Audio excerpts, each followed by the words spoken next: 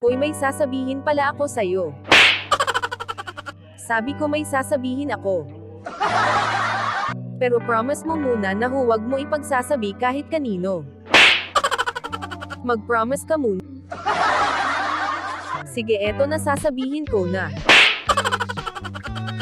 Sige, in 5, 4, 3, 2, 1. Nag-antay ka ba? It's a prank!